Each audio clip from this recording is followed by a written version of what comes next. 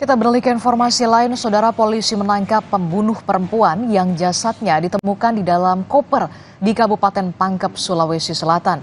Pelaku merupakan tetangga korban yang ingin menguasai harta korban.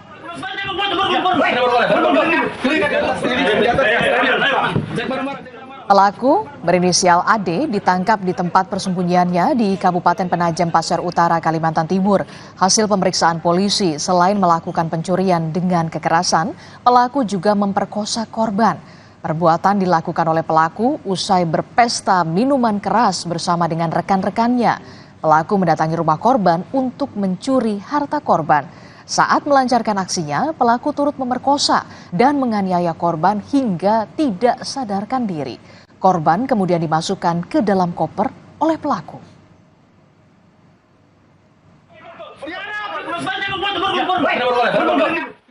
Untuk menguasai barang-barang korban, ya, dengan cara masuk ke dalam rumah korban, kemudian yang pertama dicari itu uang sama handphone. Begitu dapat uang sama handphone, ternyata dia korban tidur di situ. Muncullah niat berikutnya untuk dilakukan perkosaan.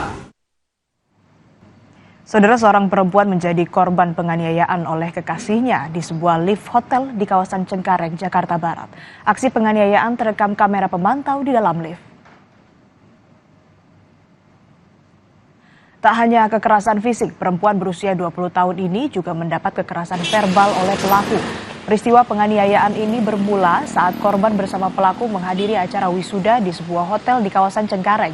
Di tengah acara, keduanya cekcok hingga berujung penganiayaan di dalam lift hotel. Atas peristiwa ini, korban langsung melaporkan pelaku ke polisi dengan menyertakan bukti visum dan rekaman CCTV. Polisi dari sektor Cengkareng kini tengah memburu pelaku berinisial MD.